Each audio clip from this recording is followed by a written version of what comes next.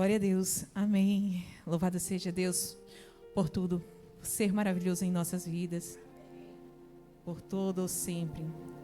Vamos agradecer a Deus mais uma vez. Aleluia. Senhor, meu Deus, grande Deus maravilhoso, Pai.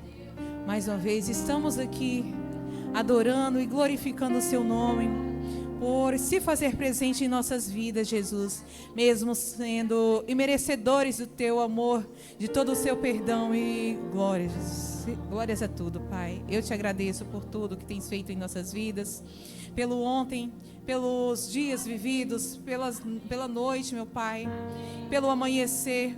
Grata sou a Ti, meu Pai. Gratidão a todo o Teu carinho e amor pornosco, meu Pai. Gratidão por permanecer na Tua graça, pelo Senhor estar nos abençoando com cada vitória, meu Pai, com cada dia, por cada noite vivida, por cada saúde, meu Pai, que o Senhor tem nos dado, por cada vitória. Glorifico a Ti por tudo isso, meu Pai. Te grata sou, meu Pai, não só pelos bens que o Senhor tem feito por nós, mas também por nos dar, meu Pai, permissão de entendermos o porquê de cada coisa que passamos, por cada dificuldade, por cada situação em que vivemos, meu Pai. Então, Senhor Deus, eu te agradeço por isso, por me fazer uma pessoa melhor diante dos problemas que o Senhor nos faz passar, por as dificuldades, pelas vitórias que o Senhor nos dá no momento certo, pois o tempo é teu e confio que cada vitória chegará no seu momento certo. Te entrego, meu Pai, o louvor, que o Senhor receba com um cheiro suave, meu Pai. E peço ainda que abençoe a palavra de hoje que será entregue. Que chegamos em nossos lares com certeza de que recebemos o melhor, a melhor palavras, e que possamos ser melhores ainda após o conhecimento de Ti, Pai. Glórias a Ti, entrego o pastor nas Suas mãos neste momento, que o Senhor possa guiá-lo nas palavras. E agradeço assim em nome de Seu Filho amado Jesus. Amém, ó Pai.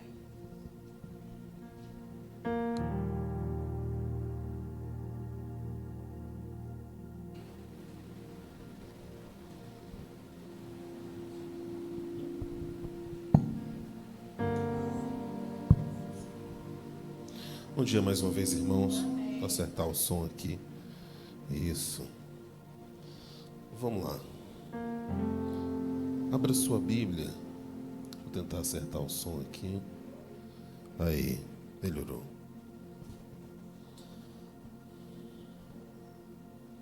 Deixa eu achar a referência aqui.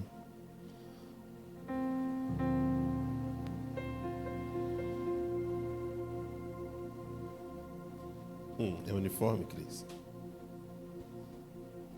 Mateus, capítulo de número 26. Evangelho segundo Mateus, capítulo de número 26. Um texto conhecido de todos, né? Todo mundo conhece. Mas nós vamos ler assim mesmo.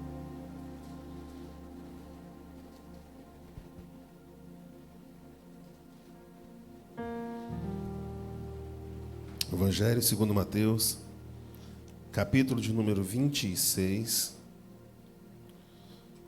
versículo de número 41, está escrito: Vigiai e orai, para que não entreis em tentação.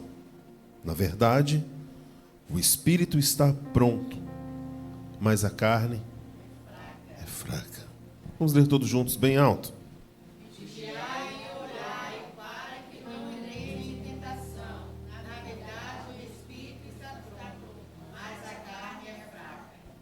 Eu gostaria que você fechasse seus olhos por um momento, mas não a sua Bíblia. Como de costume, nós iremos usá-la durante todo o culto de hoje. Senhor nosso Deus, nosso Pai, mais uma vez rogamos a Ti, Deus, pela Tua graça, pela Tua misericórdia, Senhor, concordando com as orações que foram feitas neste lugar, Deus, nós queremos apresentar este culto ao Senhor, Deus. Que o Senhor possa dispensar os Teus anjos em direção a esta casa, Deus. Que nós possamos, Deus, abrir o nosso coração e te entregar aquilo, Deus, que o Senhor quer receber nessa manhã, a verdadeira adoração, Deus, que brota do nosso coração, Senhor. Que nós possamos oferecer ao Senhor aquilo que nós temos de melhor, Deus. Que o Senhor possa sondar os nossos corações e ver aquilo que há em nós, meu Deus. Se há algo de bom em nós, na verdade vem do Senhor, Deus. Que nós possamos compreender essa verdade e nos entregarmos verdadeiramente ao Senhor na manhã, dia de hoje, meu Deus. Abra as nossas mentes para que nós possamos compreender a Tua palavra, Senhor. E abra o nosso coração como uma terra fértil, pronta para receber a boa semente da Tua palavra, que é o Evangelho. Que ela venha a ser semeada em nós, meu Deus, e venha frutificar a 30, 60 e a 100 por um, de forma a refletir para toda a eternidade, meu Deus. Não permita que o inimigo venha roubar uma semente sequer do nosso coração, nem tampouco setar as nossas mentes, Deus, de forma que nós saiamos daqui consolados, confrontados ou edificados pelo poder que há na Tua palavra, em nome de Jesus. Amém? Quando nós lemos esse texto, que é muito conhecido de todos, né? Vigiai e orai, para que nós não entremos em tentação. O Espírito que há em nós, ele está pronto. Mas a nossa debilidade, a nossa humanidade, aquilo que nos torna iguais uns aos outros, faz com que nós sejamos vacilantes diante das coisas que há no mundo. Como o apóstolo Paulo disse, aquilo que eu quero fazer, eu não faço. E o que eu não quero fazer, eu vivo fazendo. E aí ele diz que 3 vezes ele ora ao Senhor e pede que Deus retire dele aquele espinho na carne. E Deus diz a ele, Paulo, a minha graça te basta. E o meu poder se aperfeiçoa sobre a sua fraqueza. E aí nós entendemos que estar fraco não é algo que deve ser constante na vida do cristão, mas acontece. Acontece. Até o dia em que nós partimos dessa terra para um plano espiritual, ou que o Senhor Jesus voltar e nos revestir com o corpo do novo homem incorruptível, assim como o corpo que Jesus Cristo recebeu quando foi ressuscitado pelo Espírito Santo. O texto que nós lemos, ele é claro em dizer, verso 41, vigiai, vigiai. Então não é necessário apenas que eu esteja atento, é necessário que eu vigie e ore. Mas também, Aninha, não é necessário apenas só orar e não vigiar. Esses 2 itens, que eles devem andar juntos.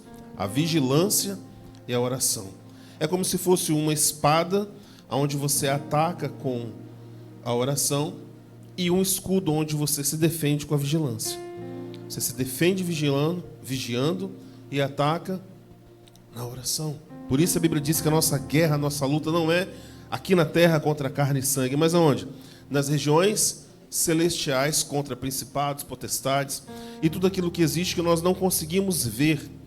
É interessante que quando aparece alguma coisa estranha na televisão ou em qualquer outro lugar, nós atribuímos aquela imagem ao diabo, sendo que a Bíblia diz que o diabo, se possível não, na verdade ele pode fazer isso, ele se disfarça até de anjo de luz. Ele não vai aparecer de chifre, de rabo, fedendo a enxofre, nada disso. As artimanhas do diabo são sutis, são discretas, elas são através de uma palavra, de um olhar, de uma intenção. Ele age de diversas formas, por isso a Bíblia diz que nós devemos estar revestidos contra as astutas ciladas do diabo. E já dizia minha avó, um ditado muito antigo que diz que a cabeça vazia, ela é oficina do diabo. E para que serve uma oficina? Para 2 coisas. Primeiro, para criar alguma coisa. E segundo, para consertar aquilo que está quebrado. Não é isso? E nessa manhã eu quero falar justamente a respeito disso. Sobre a oficina do diabo. Então eu gostaria que você abrisse a sua...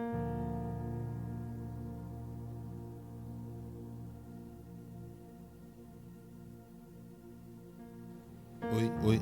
Olha o diabo agindo aí.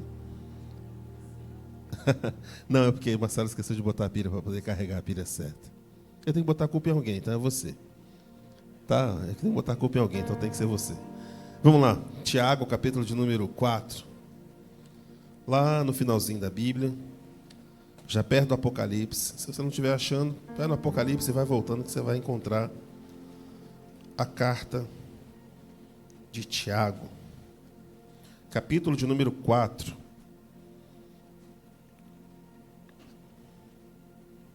Todos encontraram? Amém ou não amém? Já mesmo? Vocês estão bom de Bíblia assim? Deixa eu ir, Cris. Tiago, capítulo de número 4. Mais um verso conhecido de todo mundo.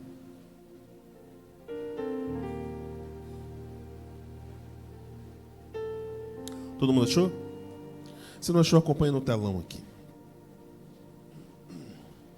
Tiago, capítulo 4, versículo 7. Está escrito: sujeitai-vos, pois, a Deus, resisti ao diabo, e ele... Vamos ler todos juntos, bem alto. Sujeitai-vos, pois, a Deus, resisti ao diabo, e ele fugirá de vós. Como é que uma pessoa pode resistir ao diabo? Se opor a ele. É interessante que nós achamos que quanto mais tempo tem que uma pessoa está na presença de Deus, ou que ela é crente, melhor dizendo, mais forças ela tem contra o inimigo. Teoricamente deveria ser assim. Pedro conhece Jesus, passa a andar com ele, e lá no finalzinho do ministério terreno de Jesus, quando Jesus fala: olha, a minha obra com vocês já está completa, eu não tenho mais o que fazer aqui. É necessário que eu morra e vá para o meu Pai. Aí Pedro faz o quê? Senhor, de forma alguma eu permitirei que o Senhor vá morrer. Se necessário for, eu morro no seu lugar. Não foi isso que ele disse? Sim ou não? Foi. A ponto dele entrar na frente de Jesus e falar: não, Senhor, não vou permitir nem que o Senhor saia daqui para o Senhor ser preso, porque eu não quero que isso aconteça. Jesus olha no fundo do olho dele e diz o quê? Para trás de mim. Mas Pedro não era crente. Não andava com ele, ó. Já não tinha andado sobre as águas. Tinha visto Jesus multiplicar pães e peixes, inclusive participou desse milagre. Sim ou não? Sim. Isso quer dizer que o diabo, ele tem paciência. Ele não desiste. E ele vai até o fim. Se com Jesus não foi diferente, o Espírito Santo coloca um ladrão à direita de Jesus, o diabo coloca outra à esquerda. Um diz assim: se tu és mesmo filho de Deus, desce da cruz e livra a gente. Não é isso? Naquele momento ele poderia ter feito isso. Aí o outro ladrão à sua direita diz o quê? Vira para o rapaz: rapaz, nós estamos presos aqui porque a gente merece, a gente vai morrer porque a gente merece. Ele não. Aí ele vira para Jesus e diz assim: lembra-te de mim quando entrares no teu... Naquele momento, entrares no teu reino. Naquele momento ali, Jesus, ele resiste ao diabo. O que ele fez? Ele não deu ouvidos. E talvez aí seja o nosso maior problema. A Bíblia diz que a fé vem pelo e ouvir a... O que nós temos ouvido? A quem nós temos dado o nosso ouvido? Já parou para pensar nisso? Então eu quero refletir com você. Cadê? Ah, eu tinha salvo em outro lugar. No Evangelho de Mateus, capítulo de número 12. Volta aí na sua Bíblia rapidinho. Mateus, capítulo de número 12. Qual capítulo, Marcelo? 9. Isso. Achou aí, Marcelo? Isso. Evangelho de Jesus, segundo Mateus, capítulo de número 12. Vocês estão me ouvindo bem aí atrás? Está dando para ouvir de forma nítida?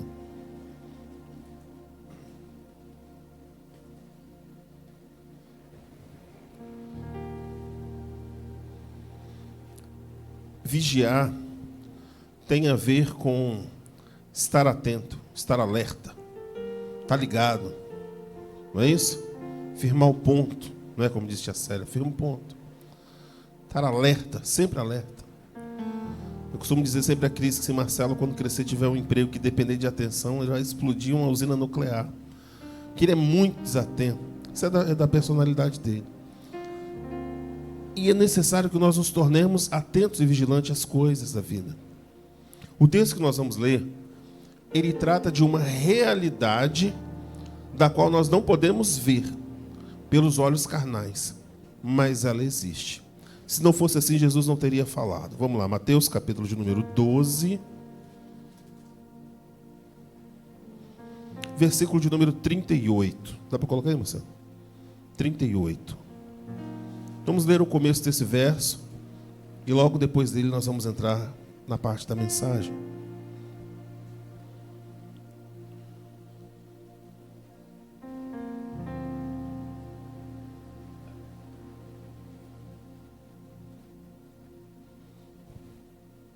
Eu tinha separado outra referência aqui. Deixa eu só achar minha referência aqui, gente. Um segundo só.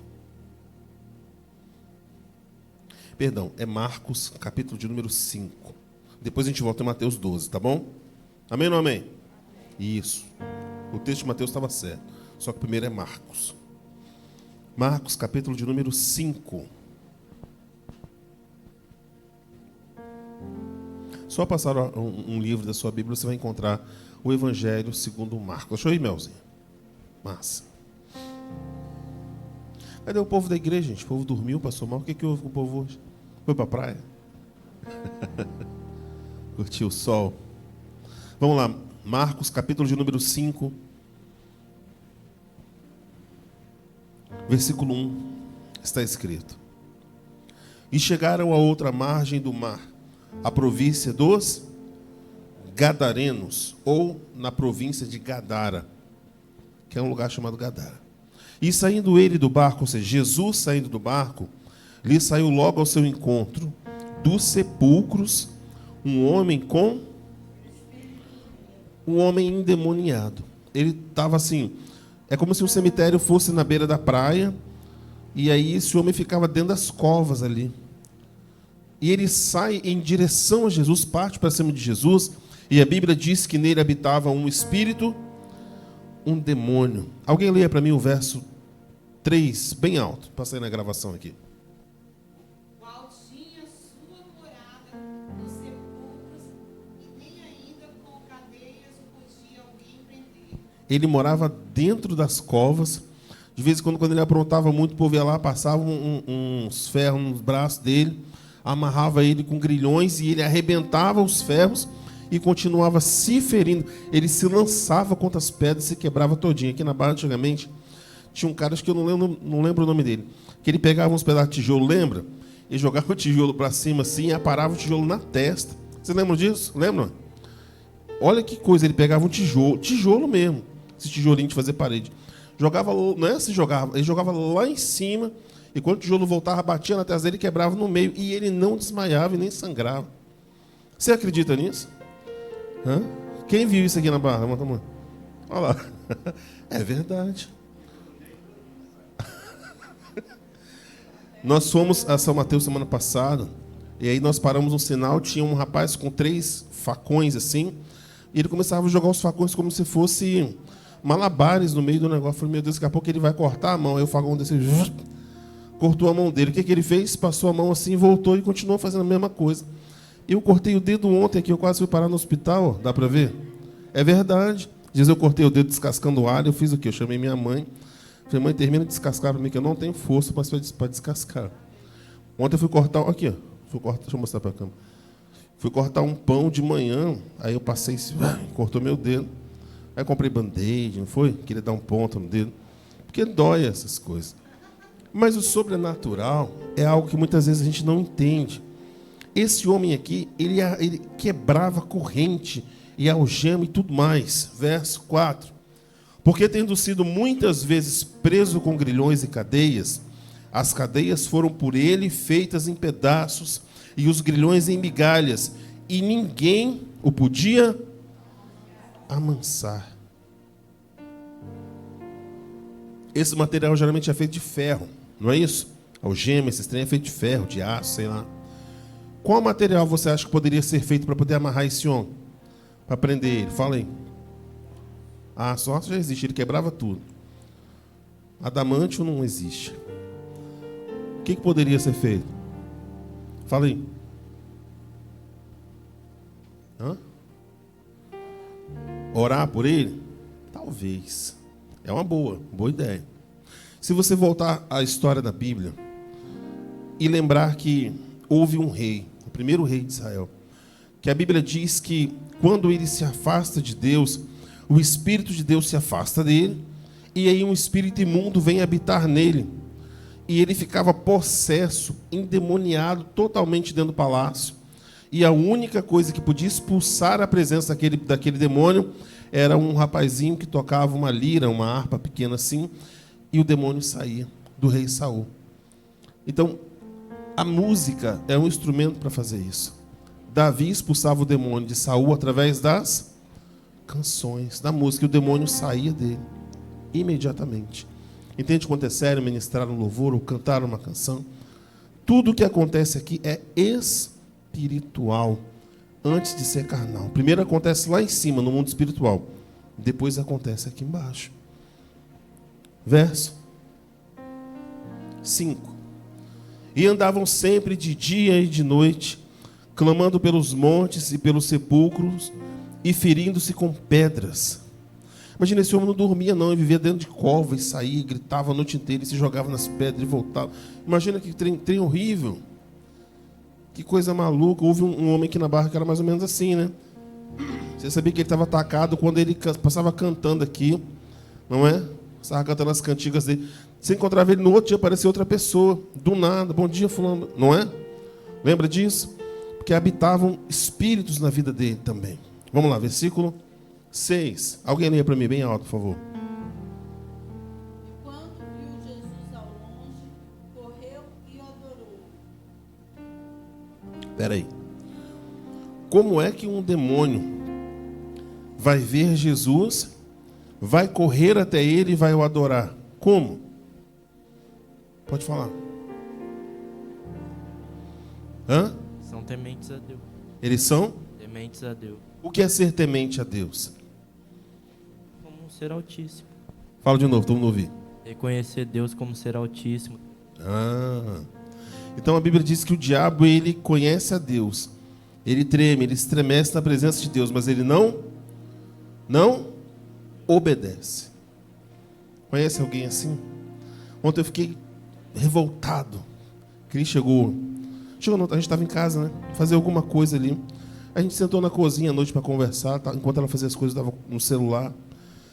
Eu fiquei com muita raiva ontem à noite. Falei assim, Cris, olha esse endemoniado aqui. Aí mostrei no celular para ela. A pessoa vive na igreja, é batizado desde os 13, 14 anos de idade, vive de igreja em igreja, e oração, e campanha, não sei o quê. E está sempre errando na mesma coisa. Arruma um homem, troca de um. Esses dias tentaram matar, é uma mulher, né? Ela lá num bar, não sei aonde, aí ela veio aqui no outro dia, ai, Cris, me ajuda. Eu arrumei um homem agora, e o meu ex tentou matar ele com uma facada, e está foragido. Aí vive assim, pedindo oração, então, mas não muda de vida, e parece que não vê que por trás disso tudo existe uma ação claramente diabólica ali contra a vida dela. Aí quando foi, eu estava postando assim, tá no terreiro de não sei quem, que agora eu me encontrei. Falei, ó, eu desisto, entrega para o diabo. Igual o apóstolo Paulo fala, não é isso que Paulo fala? Entrega para quem? Para Deus? Entrega para o diabo, para ver se pelo menos destrói o corpo, mata de uma vez. Mas no último momento a pessoa se arrepende e volta para Deus. É o que Paulo manda fazer. Eu falei, meu Deus, não é possível que a pessoa não entendeu que é o diabo que está trabalhando contra a vida dela. Chega a hora que a gente cansa. É ou não é? Falou, vai com Deus. Eu não gosto de dizer isso, mas eu falei, eu não acredito em sorte. Eu disse, boa sorte. Porque geralmente quem conta com a sorte costuma se encontrar com o azar. Nós contamos com Deus. Amém ou não amém? Aqui o demônio ele chega e se prostra e adora Jesus através do corpo daquele homem. Há lugares onde você vai, às vezes no culto, ou você vê muito isso na internet, que você não diferencia aquilo que é um culto evangélico daquilo que é um trabalho numa casa de candomblé. É ou não é? Parece que a mesma coisa que acontece num lugar, acontece no outro. A gritaria aqui é igual aqui. As giras aqui são iguais aqui. As manifestações aqui é a mesma coisa. A gente já não diferencia mais aquilo que é de Deus daquilo que não é de Deus. A Bíblia nos manda, irmãos, oferecer um culto racional a Deus. O que é racional? É quando você consegue raciocinar. Mas eu não me contenho, então tem algo estranho nisso, porque a Bíblia diz que o espírito do profeta é sujeito a quem? Ao profeta. É simples assim. Esse homem aqui, ele estava em demônio. O demônio não saiu dele e foi lá e adorou Jesus. O demônio que estava manifestado nele se jogou aos pés de Jesus e o adorou. Aí o texto continua dizendo aqui, verso 7. E clamando com grande voz disse: que tenho eu contigo, Jesus, Filho do Deus Altíssimo? Conjuro-te por Deus que não me... Porque ele dizia: sai deste homem, espírito imundo. Peraí, mas um espírito imundo, um demônio, vai pedir a Jesus que Jesus não o atormente? O bem pode atormentar o mal? Sim ou não? Sim ou não, irmãos? Como?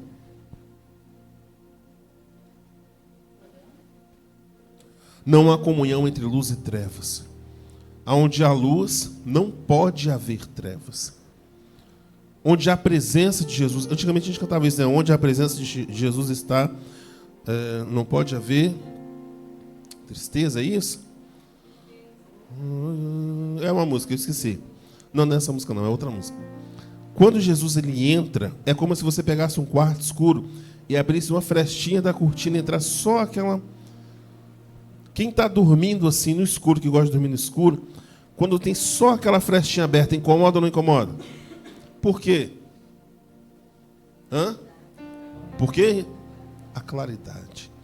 O quarto todo está escuro, mas uma frestinha de nada é capaz de tirar a paz da pessoa. Eu mesmo sou assim. Esse negócio, esses aparelhinhos de televisão tem aquela luzinha vermelha, não tem? Tem uma no meu quarto que eu não aguento ver aquilo aceso. Aí eu peguei lá e coloquei uma fitinha preta. É uma luzinha desse tamanhozinho assim. Não dá nem para ver. Mas me incomoda. Da mesma forma como a escuridão está reinando na vida de alguém, e aí quando Jesus chega, Aninha, pode ser da menor forma, como uma semente de um grão de mostarda. Ele incomoda. Foi exatamente o que aconteceu aqui, ó, no verso 7. E clamando com grande voz, disse: que tenho eu contigo, Jesus, Filho de Deus Altíssimo? Conjuro-te por Deus. Ó, o demônio falando o nome de Deus. Que não me atormentes. Vamos pular para o verso 9. Perguntou-lhe, Jesus falando com o demônio: qual é o teu nome? E ele lhes respondeu dizendo: Legião é o meu nome, porque somos... Deixa eu só pegar minha referência aqui, só para saber aqui.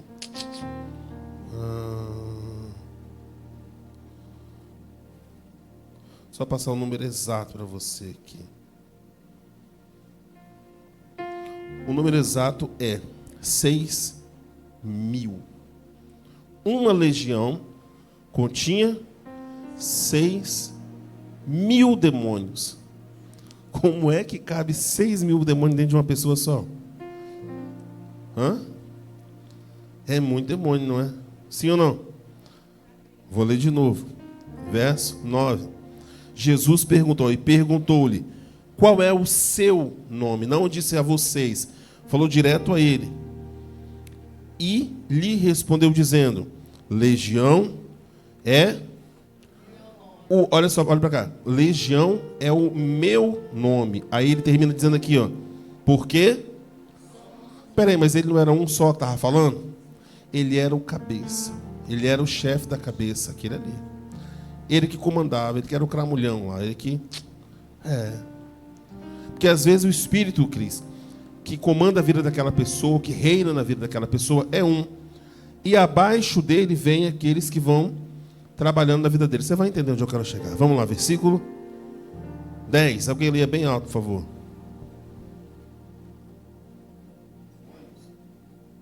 E rogava-lhe muito que os não enviasse para fora daquela província. E rogava para que não os enviasse para fora daquele lugar. Olha para cá. Nós fomos a São Mateus ontem, Cris, Marcelo e eu. E toda vez que a gente volta de lá, a Cris volta com a mesma reclamação. Estou com dor de cabeça. Porque São Mateus é muito quente, né? Aquele centro de São Mateus é terrível. Eu também não me sinto muito bem, não. Mas você já reparou quando você está em Conceição na Barra e sai daqui e vai no centro de São Mateus, é óbvio que você está em outra cidade. São ambientes diferentes.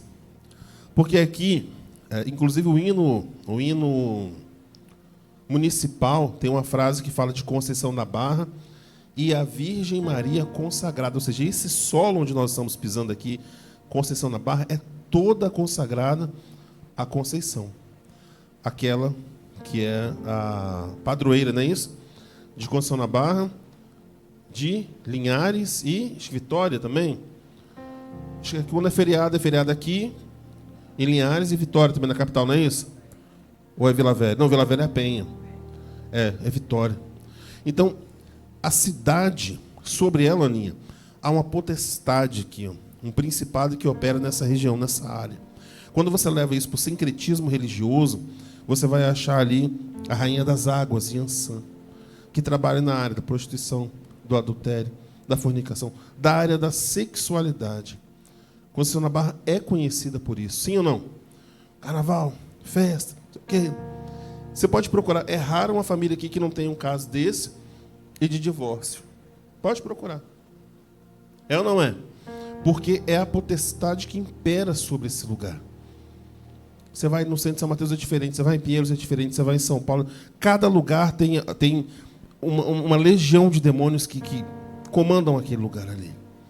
O texto aqui diz, ó, verso 10. E rogava-lhe que não os enviasse para fora daquele lugar, daquela província, daquela região. Jesus poderia expulsá-los para que eles saíssem dali. Eles teriam que sair pela autoridade de Jesus. Mas eles sairiam dali e iriam para onde? Para outro lugar, para outra região. Verso 11. E andava ali pastando no monte, uma grande manada de porcos. E todos aqueles demônios, agora já mudou de um demônio legião para todos aqueles demônios, todos aqueles demônios lhe rogavam dizendo: manda-nos para aqueles porcos, para que entremos neles. Quantos demônios eram? Quantos? 6.000. Porco tem consciência? Tem raciocínio? Mas eles têm vida. Tem um corpo.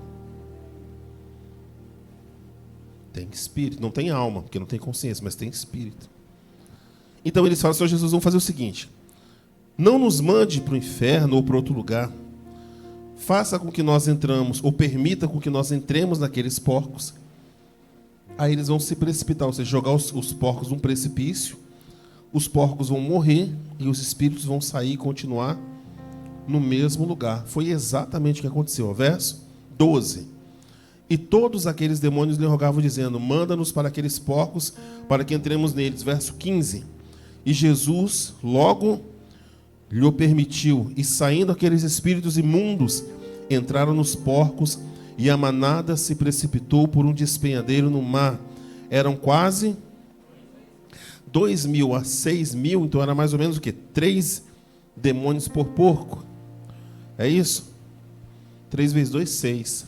São 6.000 demônios, cada porquinho ali recebeu 3 demônios, e eram porcos.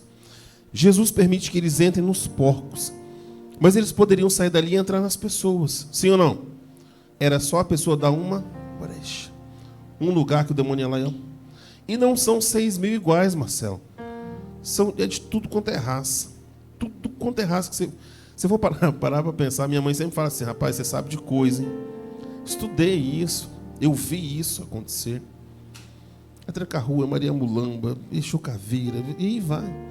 Esses dias nós passamos de carro, aí nós vimos um rapaz aqui na Barra, que ele estava andando de bicicleta, de calça e com a mochila da Barbie nas costas.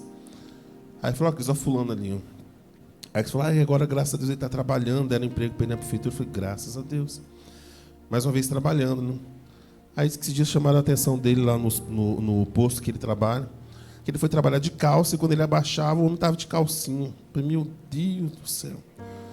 Uma vez, eu estava passando em frente à Igreja Universal, quando ela era ali onde hoje voltou a ser a Mundial, perto daquelas torres que tem aqui no centro. A Universal foi ali tem o quê? Uns 20 anos? Tem, né, Aninha? Tem muito tempo. E um dia eu vi esse rapaz ali dentro. Quando eu passei na porta da Universal, ele estava manifestado com um demônio, com um espírito. E aí o pastor, lá eles fazem entrevista, né? O pastor colocou o microfone na frente dele e perguntou quem era o chefe da cabeça dele, o demônio que estava operando na vida dele. Eu não conhecia essa entidade. Ele falou que era uma entidade chamada Metá, que faz com que 6 meses ele haja como homem e 6 meses ele age como mulher. Aí eu falei: caramba, mas que trem estranho. Aí fui ver sobre a família dele. O irmão dele é pai de santo, e quando ele nasceu, consagrou ele a uma entidade.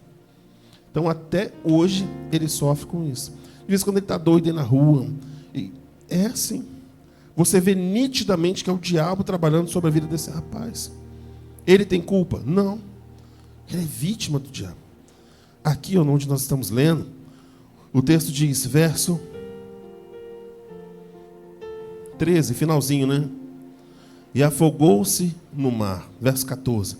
E os que apacentavam os porcos fugiram e anunciaram na cidade, nos campos, e saíram muitos a ver o que era aquilo que havia acontecido. Então nós vimos aqui, entendemos que essas manifestações existem. Agora nós vamos terminar lá em Mateus capítulo de número 12. Agora sim é o 12, né, Marcelo? Hoje nós havíamos visto no começo. Mateus capítulo de número 12.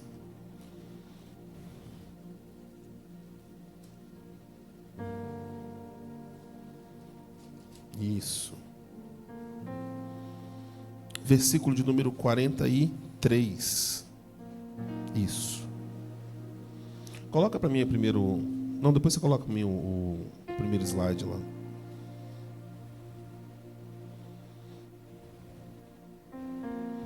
Mateus capítulo 12, versículo 43. Já estou terminando. Está escrito. Preste atenção nisso. E quando o espírito imundo, ou um demônio, tem saído do homem, ele anda por lugares secos, áridos, buscando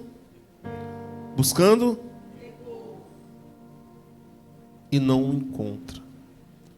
Mas se um demônio o que ele faz é atormentar uma pessoa, a vida de alguém, por que ele busca repouso, descanso? Coloca para mim o primeiro slide, fazendo favor ali. Na tela. Esse versículo, irmãos, conseguiu? Logo depois que ele sai e procura, pode deixar isso aí. Ele sai e procura um lugar seco, um lugar... Aliás, ele anda por lugares secos e áridos, ele busca uma casa para que ele possa refrescar, para que ele possa fazer a sua morada. Olha para cá. Essa casa, Cris, que ele procura, não é um lugar físico. Aquela casa é mal assombrada. Não é isso. Como nós lemos os textos anteriores, para que o Espírito se manifeste, ele necessita de um corpo vivo que tenha um Espírito habitando ali dentro. O texto se refere, quando diz casa, fala a respeito de uma pessoa. Então, o demônio sai da vida daquela pessoa quando ela conhece Jesus e vai embora. E ele procura alguém que ele possa atormentar, porque para ele atormentar é ter paz. Nosso fulano era de um jeito, aceitou Jesus e mudou o jeito de falar, o jeito de andar, o jeito de vestir. Mudou completamente. É ou não é? Parece outra pessoa. Nossa, mas fulano que vivia caído na rua, vivia... nem parece mais fulano. É ou não é? É assim. Mas o Espírito sai. E no verso 44, diz assim. Então, pode deixar lá o slide. Só acompanha na Bíblia. Acompanhe na sua Bíblia, verso 44. Aí o espírito maligno, o demônio, diz assim, então diz, voltarei para a minha casa de onde saí. Você já parou para pensar a autoridade que tem um demônio, Aninha, para dizer assim, eu voltarei para a minha casa. Você consegue entender isso? Quando você vai, por exemplo, numa gira, num centro de candomblé, alguma coisa, quando manifesta, nós chamamos de demônios, aí eles chamam de santos. Quando desce um santo sobre alguém, a primeira coisa que ele faz é pedir o seu cavalo, que é sobre quem ele governa ali. Aí na gira, naquele momento ali, onde tudo acontece, vão manifestando outras pessoas. Por exemplo, desce uma pombagira. Aí daquela pombagira tem a ciganinha sete saias. E assim vai. Tem vários outros demônios que vão manifestando. Sai um, entra outro. E ali eles fazem aquilo como se aquilo fosse Na verdade, aquilo para eles é um culto. Diferente para a gente. Entende quanto isso é sério? O texto que nós estamos lendo aqui, o demônio fala claramente, eu saí, procurei um lugar melhor para morar, não encontrei, eu voltarei para aquele que é meu. Olha como isso é sério. Não é que ele entrou na pessoa, manifestou isso, não. Ele mora ali. Ele habita naquele lugar. Meu Deus. Olha o que o texto termina dizendo, verso 44. Termina não, continua. Então diz, voltarei para a minha casa de onde saí.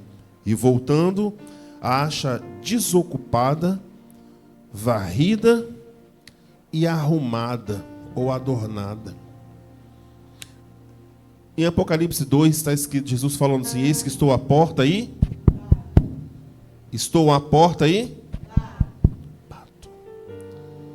Aqui a casa está vazia, porém ela está varrida e arrumada. Não existe a palavra, o termo livre-arbítrio na Bíblia, não existe. Isso é um termo que os homens criaram. Deus, ele não nos obriga a nada, nem a servi-lo, nem a amá-lo, nem nada. A escolha é minha e sua, é você que permite que o Espírito que vai habitar na sua vida. Jesus vem, faz uma limpeza com o Espírito Santo e fala assim, agora você escolhe, se você me quer na sua vida, eu estou aqui na porta batendo. Se você deixar, eu vou entrar na sua vida e vou fazer morada, vou cear com você. Mas se você não permitir, o texto diz, o demônio fala, voltarei para a minha. Aí o texto no verso 44 diz, e voltando, acha desocupada, varrida e adornada.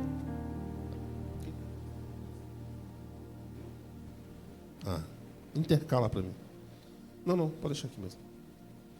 Se ele a acha desocupada, nós voltamos então no início daquilo que nós falamos. A mente ou a alma vazia, ela é o que, irmãos? Oficina do diabo. Entende? Como se Jesus tivesse limpado a mim ou a sua vida, desse a chave na sua mão. Falou, agora é com você. É você que vai permitir quem entra e quem sai.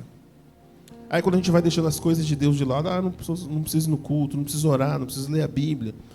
Eu não tenho tempo. Não sobra o dinheiro. Você está abrindo portas para que o diabo entre na sua vida em alguma área. E só você pode expulsar ele de lá. Porque Jesus já fez aquilo que ele tinha de fazer. Olha o que o texto continua dizendo, verso 45. Então, vai e leva consigo outros 7 espíritos piores do que ele. Bota o 2 aí, Marcelo. O que está escrito no 2? É o perigo da inatividade espiritual. Eu já sou crente, sou batizado, já vou na igreja. Nessa desculpa que as pessoas costumam dar. Há um verso na Bíblia, irmãos, que ele me assusta muito. Os discípulos perguntam a Jesus sobre quando será a sua vinda, quando é que o Senhor vai voltar e tal, quais sinais haverão da sua vinda.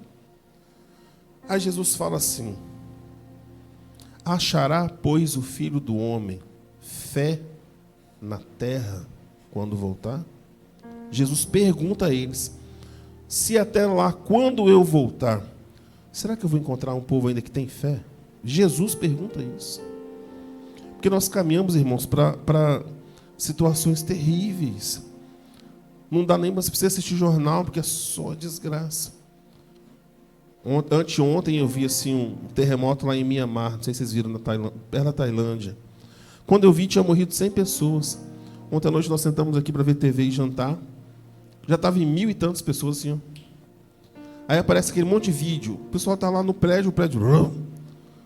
Hospital, construção, desgramou o país, um terremoto. E Jesus falou que haveriam guerras, rumores de guerra e terremotos em todas as partes. Isso era apenas o princípio das dores. Era só o começo. Era só o começo. Nós estamos vendo isso acontecer há 2000 anos.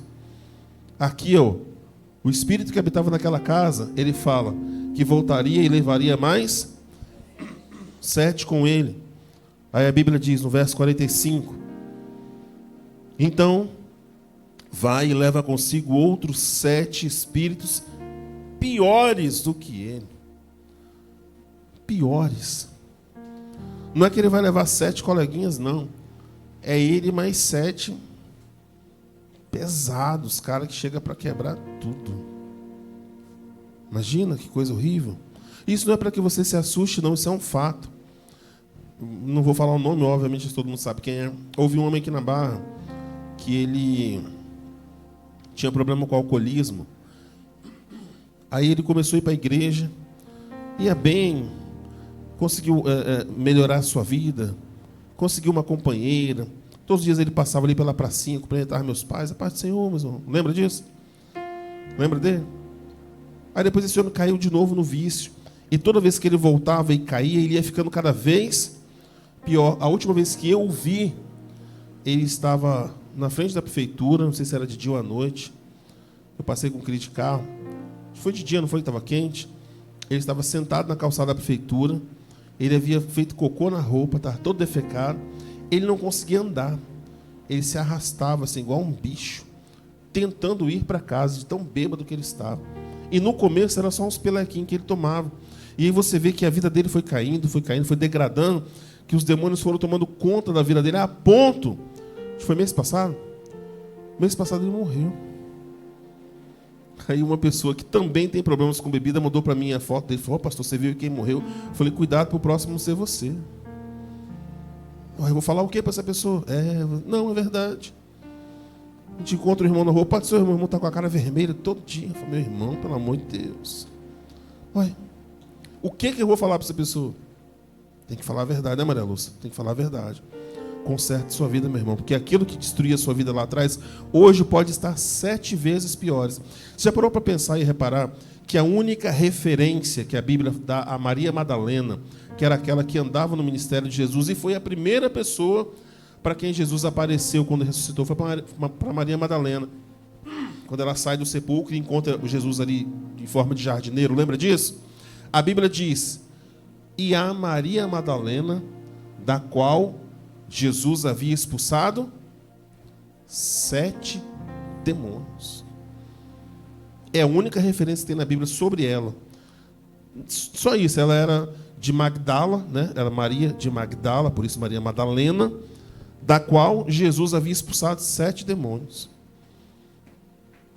Olha como isso é sério. O texto nos ensina aqui que quando esses espíritos voltam para viver na vida daquela pessoa, eles ainda trazem 7 piores do que eles. E a Bíblia termina dizendo assim, ó, verso 45.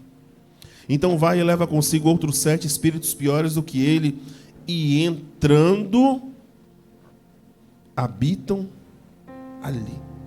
Moram ali, fazem morada. E são os últimos atos desse homem piores do que os primeiros. Cadê, Marcelo? Qual é o próximo slide ali? Ó?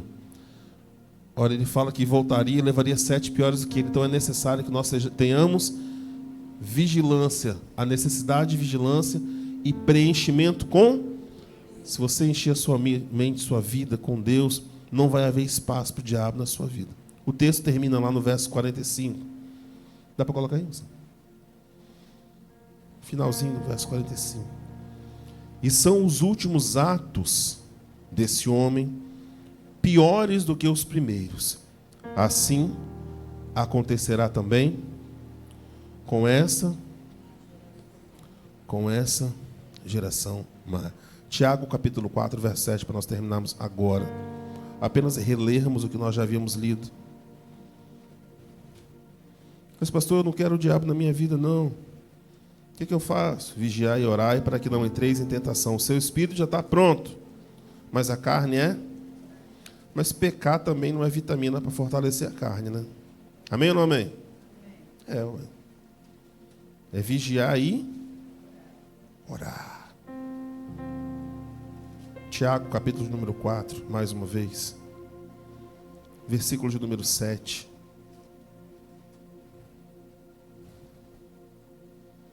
A receita para que você e eu possamos vencer a cada dia.